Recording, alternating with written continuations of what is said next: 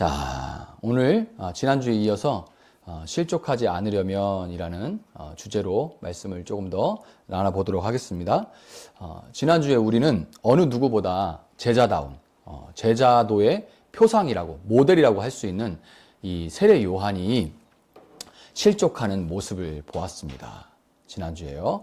이 세례 요한이 실족하다, 이 걸려 넘어지다라는 그런 의미라고 했는데요. 이 세례 요한이 그렇게 걸려 넘어졌던 이유는 자기가 보고 싶은 대로 예수님을 보았었기 때문이고, 또한 의인들에 대한 보상과 그런 악인들에 대한 심판이 동시에 일어나야 한다고 그렇게 믿었기 때문이죠. 그것이 세례 요한이 걸려 넘어졌던 그 이유입니다.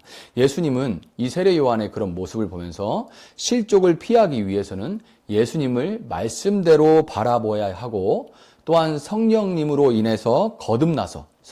거듭나서 심판자로 오신 예수님이 심판을 자기가 본인이 당하심으로써 예수님이 다시 오실 때까지 심판을 유예하셨다는 것. 그래서 그 예수님이 심판을 그때까지 유예하셨지만, 그러나 그분이 죽음에서 부활하신 그 모습 그대로 다시 오시는 그날에는 반드시 악한 자들을 심판하시고 약하고 억울한 자의 눈에서 눈물을 닦아주시는 그런 신원의 날, 그날은 바로 신원하는, 원수를 갚아주시는 그런 신원한 날이 되실 것을 믿어야 한다고 그렇게 말씀하셨습니다. 이렇게 말씀하신 것이 곧 실족을 피하는 방법이다라고 이렇게 말씀을 하셨어요. 자, 오늘 본문이 지난주에 나눈 이 말씀을 잇고 있습니다. 또 같은 장에 들어있죠? 이 말씀을 잇고 있는데 25절에 이런 말씀이 있습니다. 그때 예수께서 대답하여 이 부분을 볼 때 여전히 실족하는 일과 그 실족을 피하는 것에 대한 이야기가 계속해서 진행되고 있다는 것을 우리가 알 수가 있는 거예요. 자, 이 대답하여라고 번역된 아포크리노마이라는 원어가 있어요.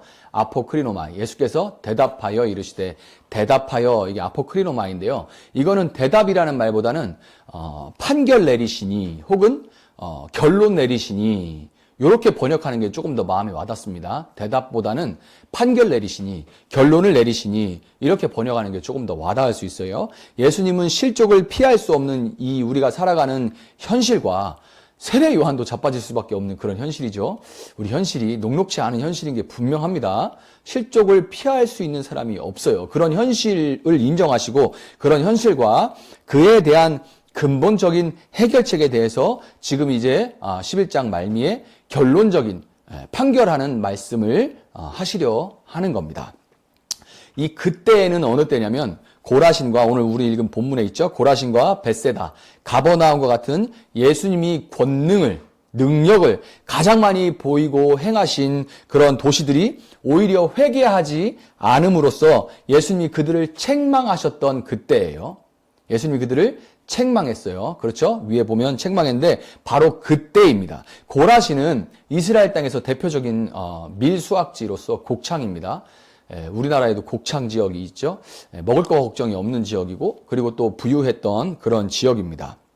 그리고 벳세다와 가버나움은, 벳세다 지역 그리고 가버나움은 예수님이 가버나움에서 태어나시진 않았지만 거의 사역과 젊은 시절의 대부분을 이 가버나움에서 보내셨어요. 그리고 벳세다라는 지역은 많은 제자들이 이 벳세다에서 왔습니다. 그러니까 예수님과 제자들의 무대라고 할 수 있는 그런 지역이죠. 근데 이 그때에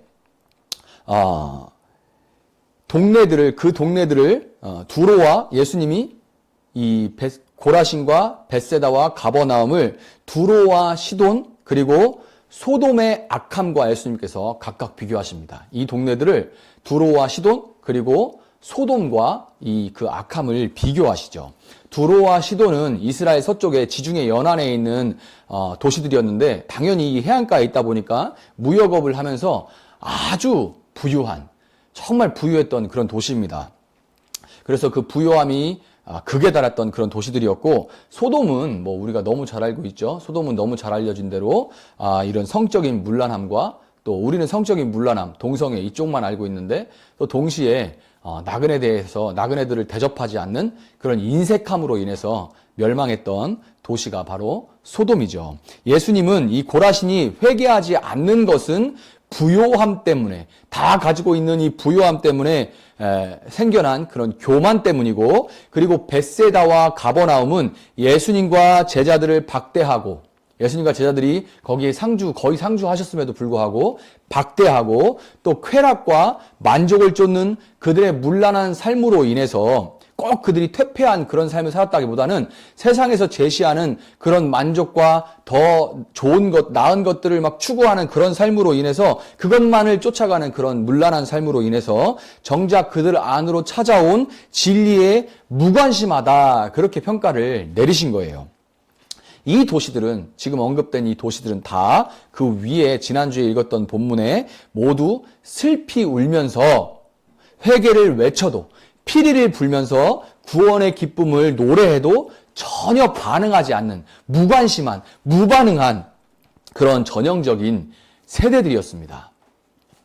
이 도시들은 반응이 없는 무관심한 그런 전형적인 세대들이었던 거예요. 예수님은 그때에 하나님이 이것을 지혜롭고 슬기 있는 자들에게는 숨기시고 어린 아이들에게는 나타내셨다고 그렇게 말씀하시는데요. 결국 지혜롭고 슬기 있는 자들은 실족을 피할 수가 없다는 것이고, 오직 어린 아이들과 같은 자들만 그것을 피할 수 있다, 실족을 피할 수 있다, 이렇게 결론을 내리시는 겁니다.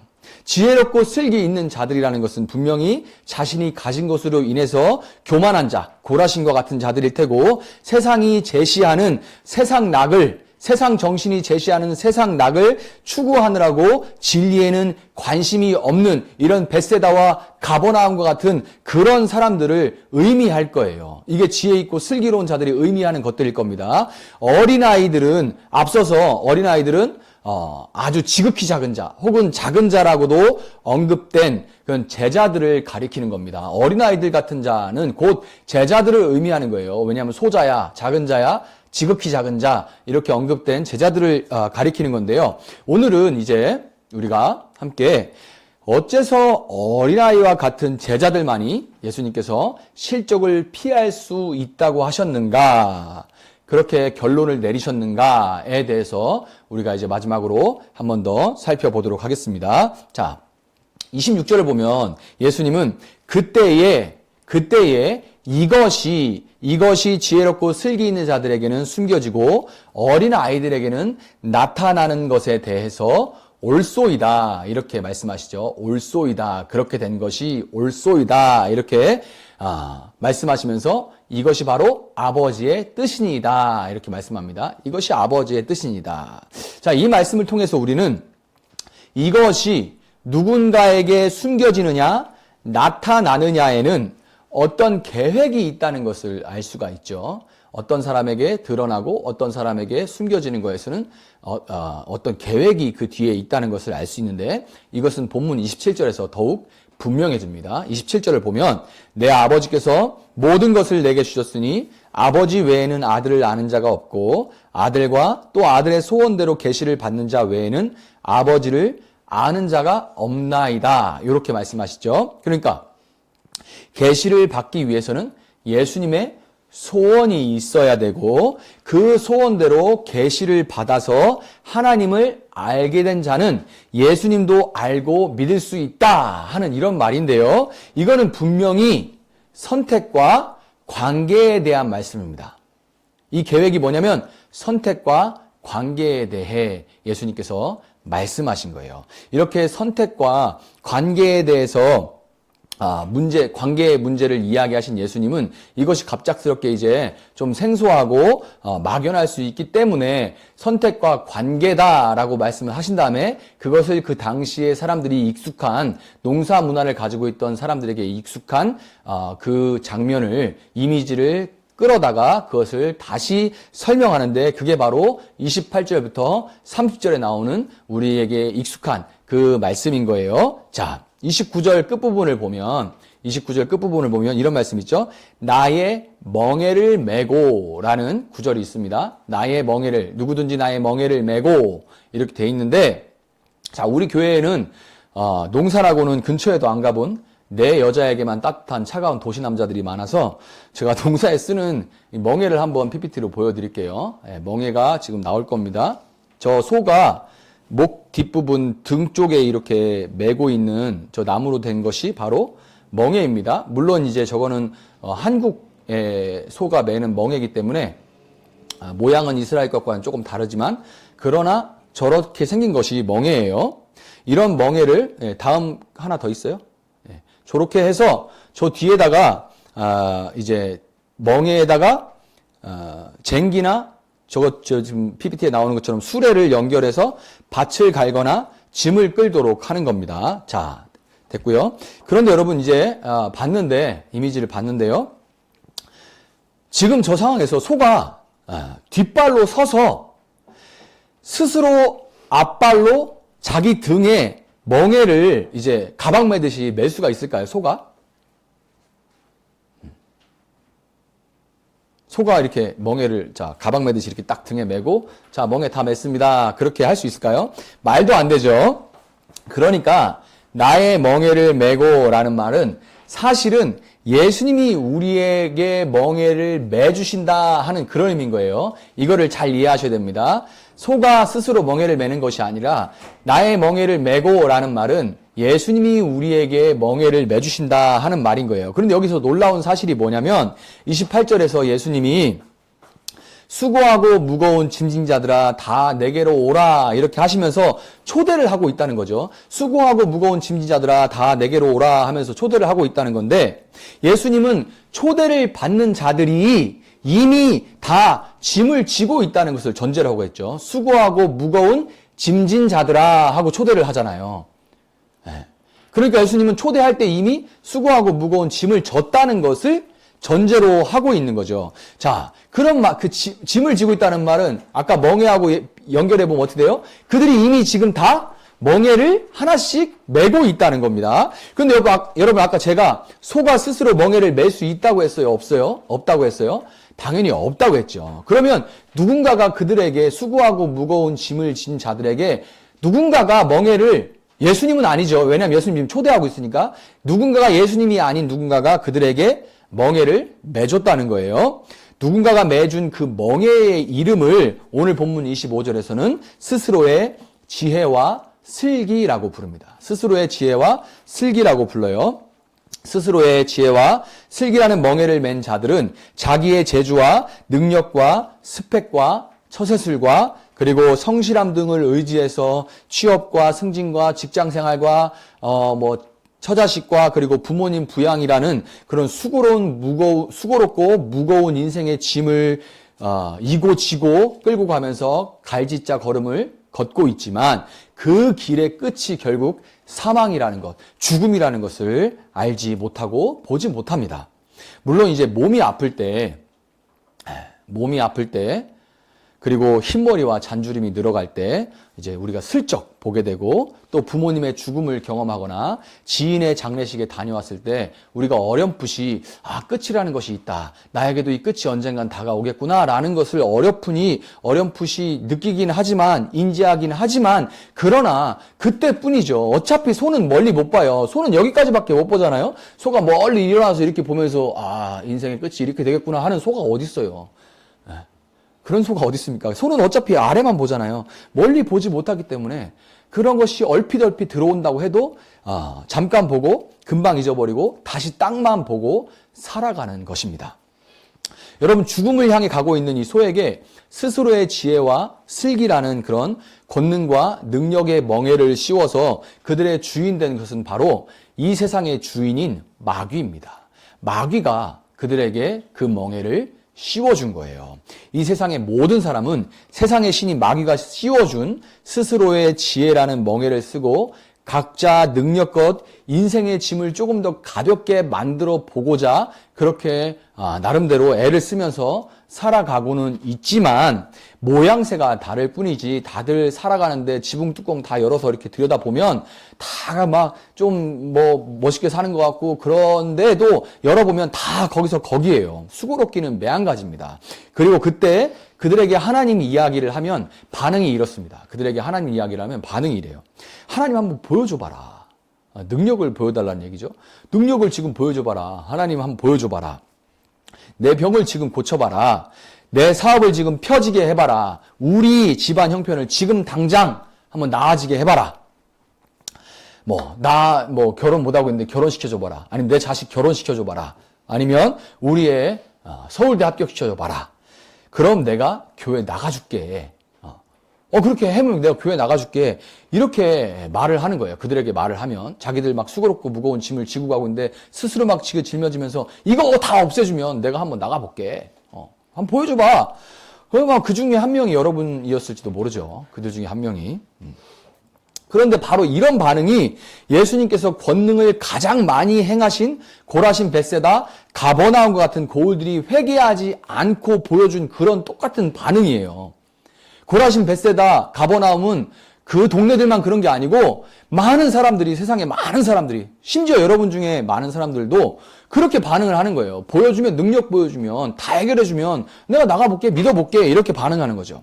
목사님, 하나님께서 권능으로 제 건강을 좋게 해주셨다면, 떡하니 제가 대기업을 취직할 수 있게 해주셨다면, 지금보다 이렇게 빠듯하게 어렵게 막 힘들게 살지 않고 막 확 펴지게 이렇게 한 번에 해주셨다면 제 주변의 친구들이 또 가족들이 저를 봐서라도 교회에 나오고 있을지도 모르는데요. 이렇게 항변하는 분들이 있을지도 몰라요. 그런 분들이 있겠죠. 지금도 마음으로 그렇게 생각하는 분들도 있을 겁니다. 그러시면 여러분 정말 냉정하게 한번 생각해 보시기 바라요. 여러분 스스로를 냉정하게 한번 바라보시기 바랍니다. 아니에요, 여러분. 권능과 능력이 나타나면 여러분은 어떨지 모르겠지만 저는 아닙니다. 그리고 저는 이미 경험을 해봤는데요. 하나님이 권능으로 일하시잖아요. 수많은 기적들을 체험하고 그리고 저는 한 2년 이상의 시간을 카리스마틱 처치라고 해가지고 성령의 능력이 막 권능이 막 아주 임하는 그런 교회도 있어봤어요. 막 은사가 심지어 이제 시쳇말로 동네 개도 방언을 한다 이런 교회도 있어봤어요. 그런데 그런 권능들이 나타나면 그때는 놀랍니다. 우와 하고 놀래요. 그런데 그리고 정말 대단하다 우와 이렇게 생각하지만 금방 그 하나님은 그런 능력들이 막 하늘에서 만나가 떨어지고 메추라기가 공급되고 홍해가 갈라지는 일들이 일어나도 우와 그래놓고 조금 지나면 하나님은 한편에 모셔놓고 내 힘으로 막 살다가 뭐가 안 되면 그때 그 능력을 그 힘이 아쉬울 때만 마치 램프의 요정처럼 불러내는 게 이게 인간이에요. 아무리 큰 능력을 보여줘도 우와 그래놓고 나는 내 힘대로 살아요. 내 원하는 대로 살아요. 내가 가고 싶은 대로 가요. 그러다가 힘이 붙이면 이렇게 나타나 주세요. 이렇게 하나님을 조종하고 싶어 합니다. 이게 사람의 본성이에요. 여러분, 그래서 성경은 하나님께서 그 아들의 소원대로 선택하신 자들에게 계시, 말 그대로 눈을 열어주셔서 하나님을 아버지로 그냥 막 지니처럼 나타나서 나 도와주는 어떤 돕는 자 이게 아니고 하나님을 아버지로 알게 해주시는 것이 바로 하나님의 선하신 뜻이라고 이렇게 말하고 있는 거예요. 그것이 하나님의 선하신 뜻이다.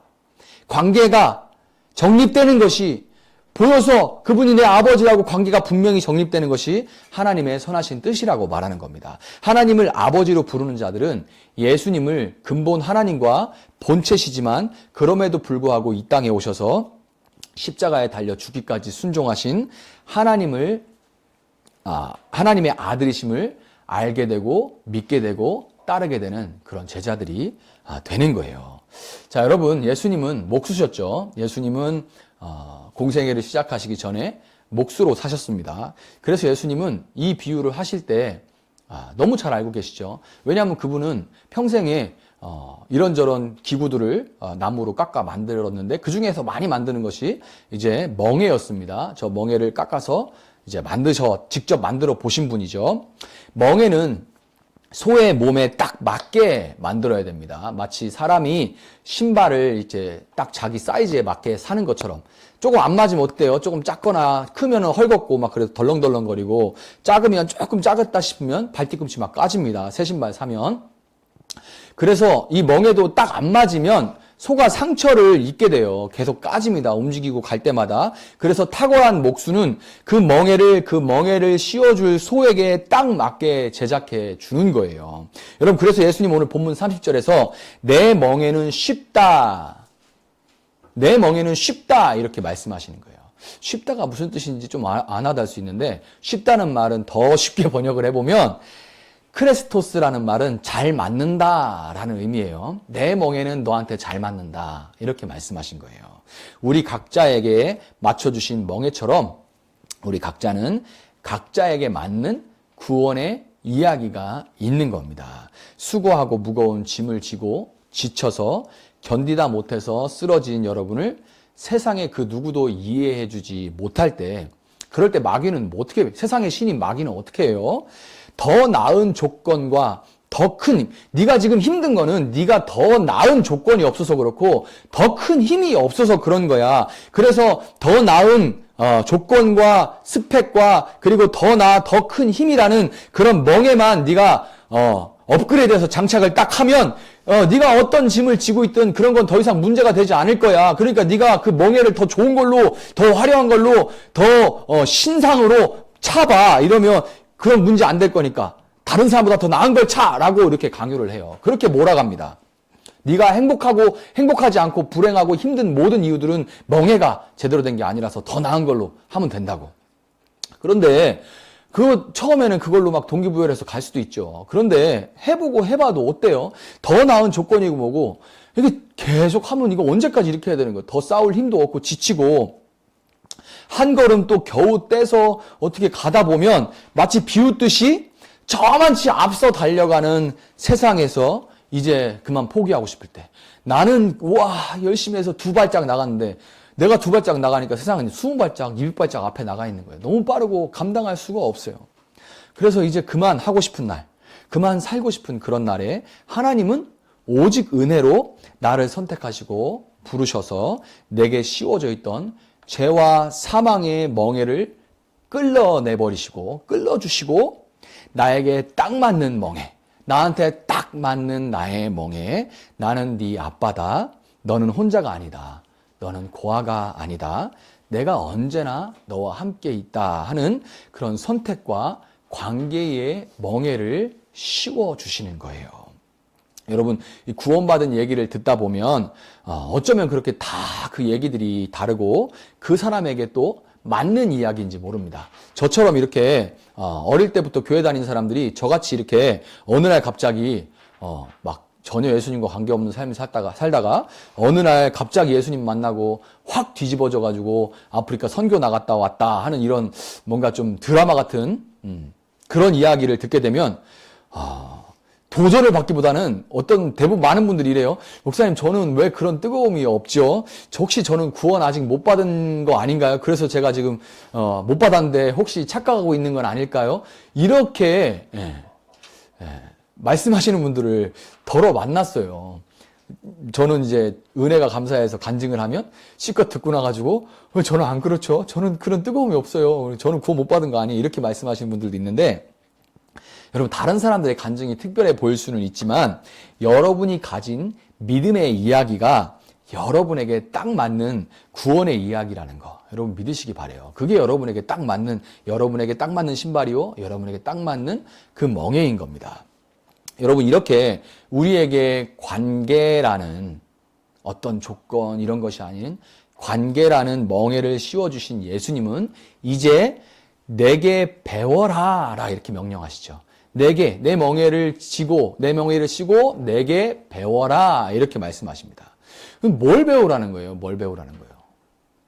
내 멍에를 메고 나에게 배우래요. 뭘 배우라고 하십니까? 오늘 본문에 다 나와 있죠. 항상 답은 거기 있어요. 마음이 온유하고 겸손하니, 나는 마음이 온유하고 겸손하니. 그럼 뭐 배우라는 거예요?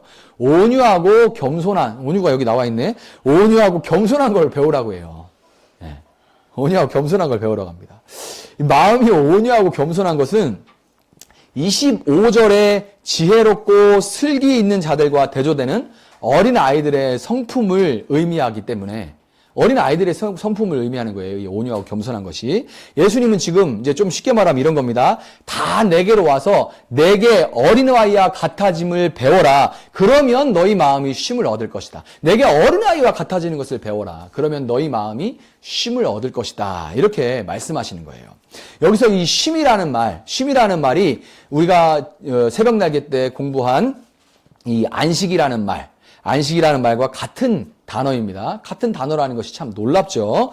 이것은 예수님이 천지를 지으신 그 하나님과 동일하신 분이라는 것을 우리에게 보여줄 뿐만 아니라 우리가 어린아이와 같아지면 마치 아담이 에덴 동산에서 누렸던 그 참된 안식을 누릴 수 있게 된다고 말해주는 거예요. 예수님께서. 너희가 어린아이와 같아질 때 그 안식을 에덴 동산에서 온전하게 누리던 그 안식을 너희가 누릴 수 있다라고 말씀하시는 겁니다. 예수님께서 너희 몸이 아니라 마음이 쉼을 얻으리니 라고 말씀하신 것도 아담이 에덴 동산에서 육체적으로는 일을 했다는 것을 볼 때 너무나도 맞는 말이죠. 예수님이 지금 아주 정확하게 말씀을 하고 계신 거예요. 처음에 아담에게는 그 일이 고통이 아니었던 거예요.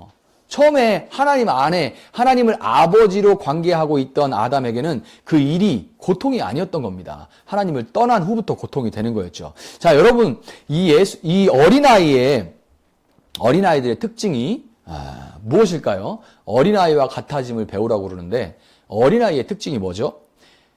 어린아이는 바로 부모를 절대 의지해서 부모 없으면 큰일 나는 줄 안다는 것이 어린아이들의 특징입니다. 부모를 절대적으로 의지해서 부모 없으면 큰일 나는 줄 안다는 것이 어린아이의 특징이죠. 절대적으로 의지해요. 절대적으로 의지한다는 말은 더 쉽게 말하면 책임을 지지 않는다는 말입니다. 여러분 애들한테 네가 했으니까 네가 책임져 이렇게 하는 부모 있나요? 그건 네가 했으니까 네가 책임져. 네 인생이니까 네가 책임져. 이렇게 물론 화가 났을 때 말은 하긴 하지만 그렇다고 그 아이의 인생을 그냥 내방쳐두고 버려두는 그런 부모는 없어요. 어린아이와 같은 그래서 부모를 절대 의지한다는 말은 그 어린아이가 책임을 지지 않는다는 의미인데 근데 자칫 잘못 생각하면 이 말이 무책임하다거나 그 어린아이 같은 자가 무책임하다거나 아니면 아무 일도 하지 않는다. 아무것도 하지 않으면 부모가 다 알아서 해준다. 이런 의미가 아닙니다. 그렇게 오해하면 안 돼요. 이 말은 책임을 지지 않는다 하는 이 말은 일의 결과를 내가 책임질 수 없다는 것을 인정하는 거예요. 일의 결과를 내가 일을 하지만 일의 결과를 내가 책임질 수 없다는 것을 인정하는 거예요. 그러면 또 여러분 생각하겠죠? 아니 직장 생활하고 뭔 일을 하는데 내가 책임지지 못한다면 그게 무슨 얼마나 무책임한 말이야. 그런데 여러분이 아무리 큰 프로젝트를 맡았던들 얼마나 위대하고 화려한 그런 일을 맡았던들 오늘 밤에 숨이 끊어지면 다 끝입니다. 여러분 계좌에 얼마가 들어있든 오늘 밤에 그 숨을 걷어가시면 모든 게 끝이에요. 정말 그 교만한 생각들 내려놓으셔야 됩니다. 병원만 한번 가보세요. 얼마나 많은 사람들이 계좌에 돈을 쌓아놓고서 그렇게 꺼져가는 그 숨 앞에서 아무것도 할 수 없는지 사람이 얼마나 교만한지 몰라요. 이거를 내가 책임질 수 없는 그런 존재라는 것을 인정하는 거예요. 이게 어린아이와 같아지는 겁니다. 그럼 결과는 누가 책임져요? 결과를 내가 책임질 수 없다는 걸 인정하는데 그럼 결과는 누가 책임집니까? 바로 하나님 아버지가 책임지는 거예요. 여러분 나이가 들어간다는 거, 독립한다는 부모로부터 이제 독립한다는 거, 결혼하고 엄마가 되고 아빠가 된다는 것은 책임을 져야 하는 위치에 점점 더 서게 된다는 거고 그것이 이 책임을 진다는 것이 우리에게 정말 두려울 정도로 가장 무거운 짐입니다. 가장 무거운 짐이에요. 여러분 우리는 나름대로 주어진 것들에 책임을 지는 그런 인생을 살아보려고 최선을 다하지만 사실 살면서 여러분 한번 생각해 보세요. 얼마나 자주 선한 의도로 시작했던 일이 생각지도 못하게 엉뚱한 그런 악한 결과를 나는 잘해준다고 나는 선한 의도로 했는데 그게 악한 결과를 불러오는 거를 우리가 숱하게 봐요. 막 자꾸 꼬이죠. 막 꼬여가지고 그런 의도로 했던 말이 아닌데 그런 의도로 했던 게 아닌데 자꾸 꼬여서 정말 나중에는 악한 결과를 불러오는 일도 참 많이 봤고요. 반대로 별 생각도 없이 그냥 툭 했던 건데 했던 말이나 했던 행동인데 아니면 그냥 했던 건데 그것이 일이 막 어떻게 돼서 뜻밖의 잘 풀리는 그런 경험들을 우리가 살면서 하게 됩니다. 내가 볼 때는 지금 볼 때 이 길이 맞는 것 같은데 정말 이 길이 맞는 것 같은데 하나님이 안 들어주셔서 막 때를 쓰고 또 안 들어준다고 원망도 했는데 시간이 지나서 돌아보니 우리가 이렇게 고백하게 되죠. 결국에는 아버지가 맞네요. 아빠가 맞네. 이렇게 고백할 수밖에 없어요. 인정할 수밖에 없는 그런 숱한 고백들을 해나가는 것이 신앙생활이거든요. 그때는 정말 이거 아니면 안 됩니다. 이 여자 아니면 안 됩니다. 이 직장 아니면 안 됩니다. 이때가 아니면 안 됩니다. 하고 안 들어주면 막 밥 굶어가면서 막 때를 쓰고 막 이러는데 근데 시간이 지나고 안 들어준다고 원망하고 나 교회 안 가 막 이러는데 그런데 그 시간이 지나면서 우리가 계속해서 인정할 수밖에 없는 거는 시간이 지나 돌아보면 하나님이 맞는 거예요. 하나님의 때에 하나님의 방식이 맞는 거예요. 그래서 이 신앙생활이라는 것이 세월 지나갈수록 의지할 것 뿐일세 라는 이 신앙 선배들의 고백, 찬양으로 나와 있죠. 세월 지날수록 의지할 것 뿐일세, 무슨 일을 만나든 예수 의지합니다 라고 이렇게 고백하는 그 찬양이 더 마음에 신앙생활 해가면서 와 닿는 거예요. 여러분 이 본문 오늘 본문은 사실 지금으로부터 대략 2년 전인 2019년 가을에 딱 요맘때예요. 요맘때에 제가 인천에서 설교했던 그 설교 본문입니다. 고민을 많이 하다가 같은 본문이 나왔길래 마침 또 그때 본문을 내용을 다 읽어보면서 거의 지금 비슷하게 설교를 하고 있는 거예요. 그런데 감개무량한 건 뭐냐면요. 그때 저는 이제 2019년 가을에 연초부터 2019년 연초부터 제 1월부터 계속해서 개척에 대해서 저 이제 그만하고 싶어요. 이렇게 나가고 싶어요. 막 그러면서 어차피 올해는 시작됐으니까 올해는 하는데 그런데 내보내 주세요. 막 이러면서 계속 개척에 놓고 기도를 하던 때입니다. 그런데 응답이 없으세요. 그러니까 하나님이 응답이 없으신 거예요. 대꾸도 없고 감동도 없고 반응도 없고 계속 벌써 6개월, 7개월 기도를 하고 있는데 그렇게 되는 겁니다. 목사가 기도한다고 여러분 하나님 다 들어줄 거라고 생각하지 마세요. 목사 똑같습니다. 안 들어줘요. 반응도 없어요. 그래서 막 이제 요맘때 한 달 전쯤, 2달 전쯤에는 작정을 하고 매일 같은 시간에 매일 똑같은 기도 제목을 놓고 빼놓지 않고 작정을 해서 계속 기도를 하면서 매달렸던 때입니다. 제가 요때에. 그런데 이제 계속 기도를 하니까 그날은 이제 장거리 신방을 가던 차에서 이제 그걸 놓고 기도를 또 계속 하고 있었어요. 중얼 이렇게.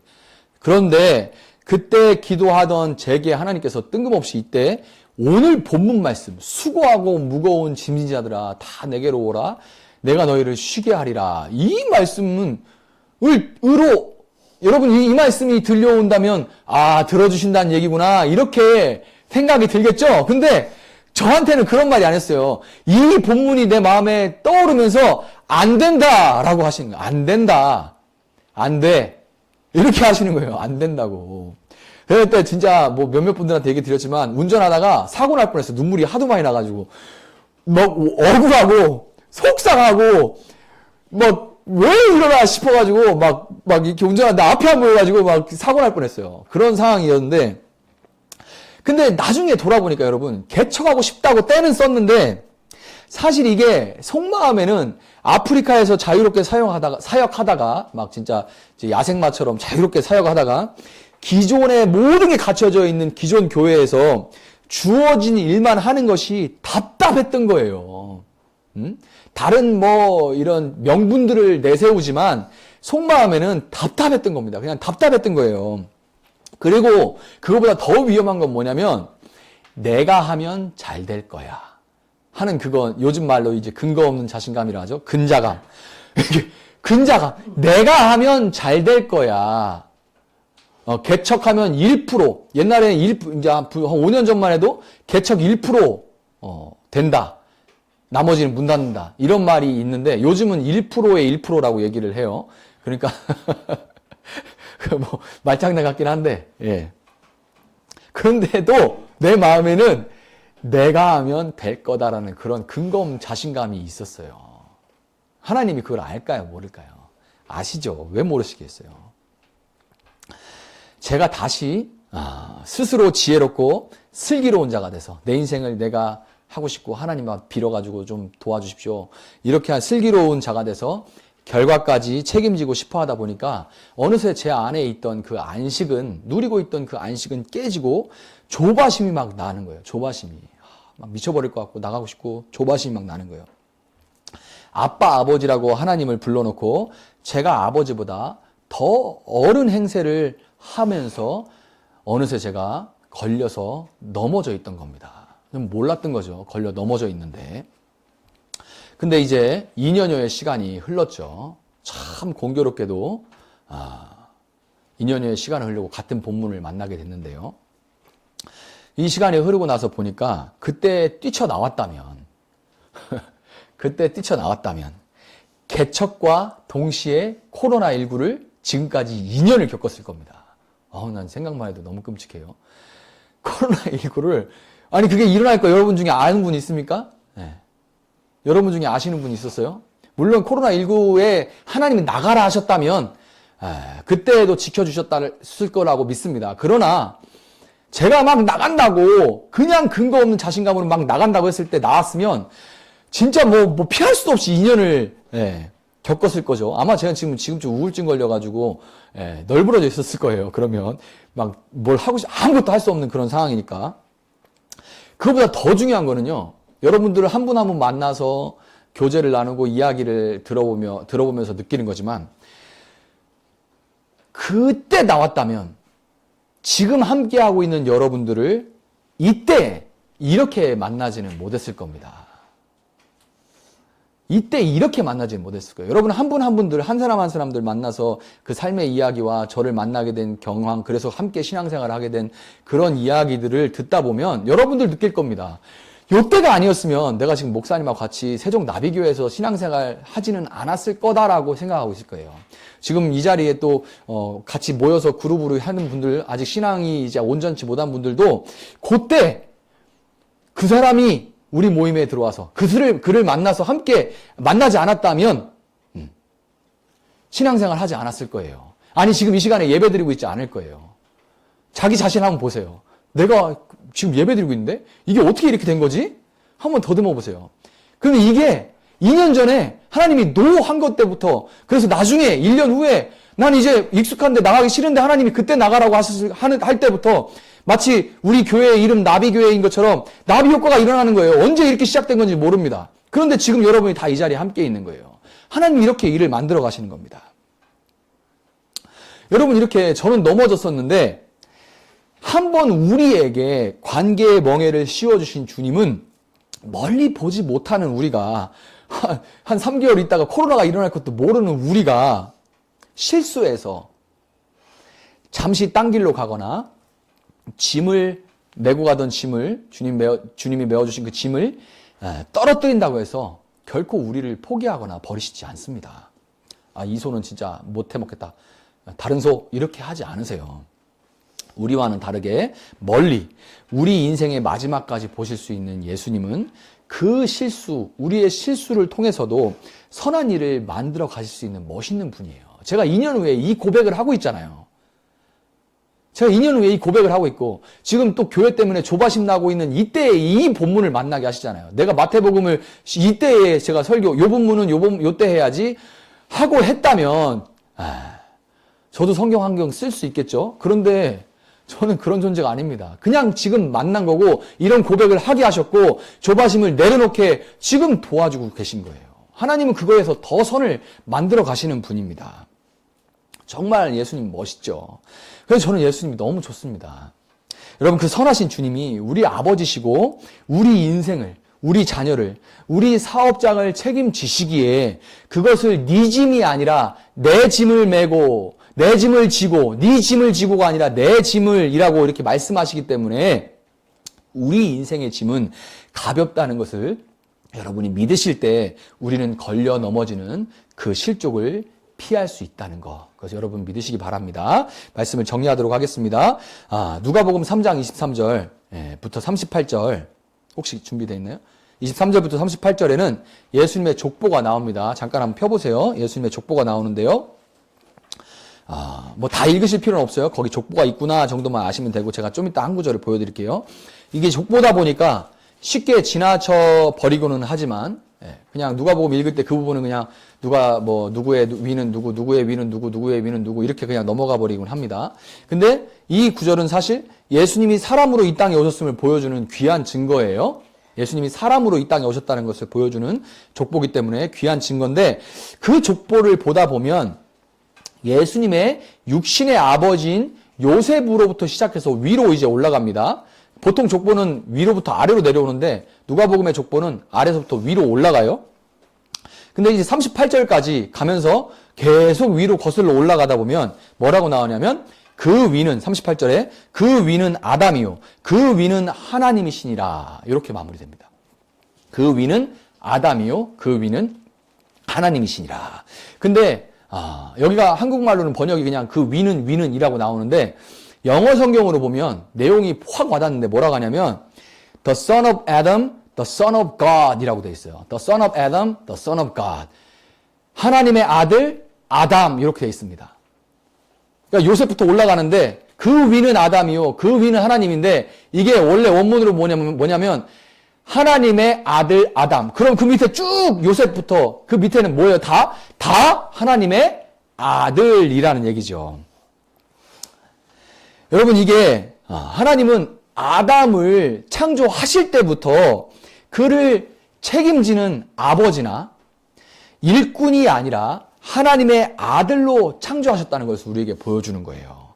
여러분 하나님은 우리를 아버지를 의지하는 아들로 지으셨기 때문에 아버지를 떠나서 스스로 어른 노릇하면서 살 때 우리 인생은 결코 쉼을 누릴 수가 없는 겁니다. 왜 이렇게 쉼을 누릴 수가 없고 나름대로 갖춰놓고 안정됐다고 하는데 좀 남들이 보기에 안정됐다고 하면은 우울증 찾아오고 남들이 볼 때 좀 일어났다고 하면 뭐 허무함이 찾아오고 막 이렇게 인생이 이렇게 되냐면 왜 우리가 어른 노릇 아버지 노릇 하려고 하기 때문에 그래요. 아들로 지음 받았는데 쉼을 누릴 수가 없는 겁니다. 계속해서 쫓기는 거지. 여러분 힘의 논리 위에 서 있는 세상에 먼지와 같은 그래서 이름조차 아담 의미 자체가 먼지라는 뜻입니다. 흙먼지죠. 흙먼지 같은 그런 존재임에도 불구하고 툭하면 스스로 서보겠다고 아등바등 수고롭게 살아가는 우리를 예수님은 오늘도 초대하십니다. 수고하고 무거운 짐진 자들아 다 내게로 오라 내가 너희를 쉬게 하리라. 오직 내 안에만 참된 쉼이 있다. 아멘. 예수님은 이렇게 오늘도 우리를 초대하시는 거예요. 여러분 그 예수님이 신실하시기에 우리에게 지치지도 계속 실수해도 지치지도 지겨워하지도 너는 진짜 넌 노답이다. 지겹다 진짜. 이렇게 하지도 않으시고 날마다 이 초대가 처음인 것처럼 넓은 두 팔을 벌려서 우리를 또다시 초대하시기에 우리에게는 여전히 소망이 있다는 것을 믿으시기 바랍니다. 여러분 우리를 지으신 분도 택하여 구원하신 분도 우리가 의지할 분도 오직 하나님 한 분뿐입니다. 혹시 지금 마음에 의심과 실족이 찾아온 분이 있다면 세례 요한과 같이 그렇게 실족이 찾아온 분들이 있다면 내가 어느새 지혜롭고 슬기로운 자가 돼서 책임지지도 못할 것을 책임지려고 하고 있구나 하는 것을 여러분 깨닫고 돌이켜서 다시 예수님께 어린아이와 같은 제자가 되는 것을 배우시고 마음의 쉼을 그 안식을 회복하고 누리시는 여러분들이 되시기를 주님의 이름으로 축복합니다.